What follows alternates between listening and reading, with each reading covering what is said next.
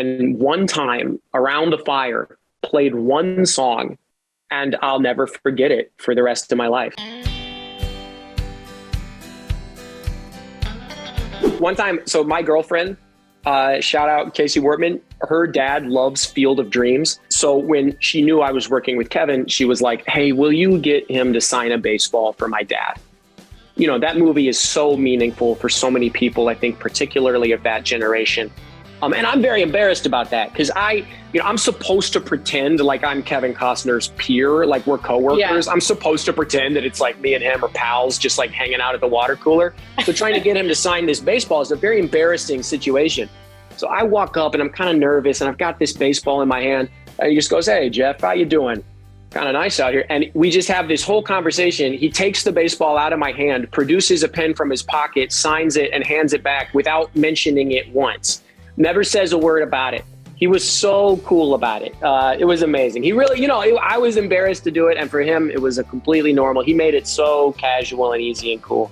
So that was a sweet Kevin Costner moment. And even in that moment, I was terrified of him, but he took really good care of me. Kelly and I, we just did an interview for the official Yellowstone podcast, which is available on Apple Podcasts, Spotify, wherever podcasts are. But we were talking about how we never really see each other on set. Jimmy and Beth never really cross paths, which is great for Jimmy. Anybody who crosses paths with Beth, you're in trouble. We were joking about how it's actually very lucky for Jimmy that he's never crossed paths with Beth, because I think he would go out of a plate glass window, Kelly Riley, she's the nicest person in the world, but when she's on set, it's her job to inhabit Beth. It's her job to create that energy. So I stay far away. Luke Grimes there's a lot of secrets about Luke Grimes. He's an incredible musician. One time we were doing something called Cowboy Camp before we started filming season 1, where we were all sort of spending time in the mountains trying to learn how to ride horses. It was this, Taylor feels very strongly, and the production benefits from it immensely, that we all need to really invest in these skills, really spend a lot of time on horseback learning these skills. So we were doing something called Cowboy Camp before the first season, and Luke Grimes brought a guitar and one time around the fire played one song, and I'll never forget it for the rest of my life. I've heard Luke Grimes sing one time, and I'll never forget it for the rest of my life. Incredible musician. Also the funniest guy in the world. Talk about heavy lifting. Casey, Luke's character Casey, has to do so much heavy lifting on the show, and he is hilarious. He's so funny. Cole Hauser, also very funny. But probably the scariest guy on set for me.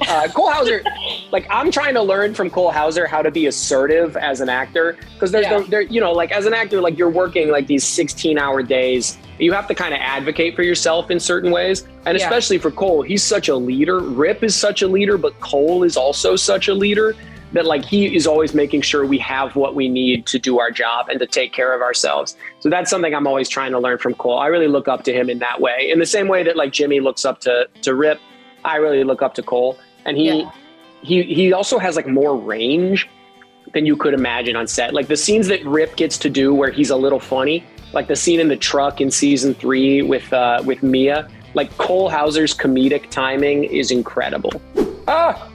Floyd J Smith. Floyd J Smith, real life rodeo cowboy. He really actually rodeoed his entire life. If you look in the bunkhouse around Lloyd's bunk, there's all these pictures.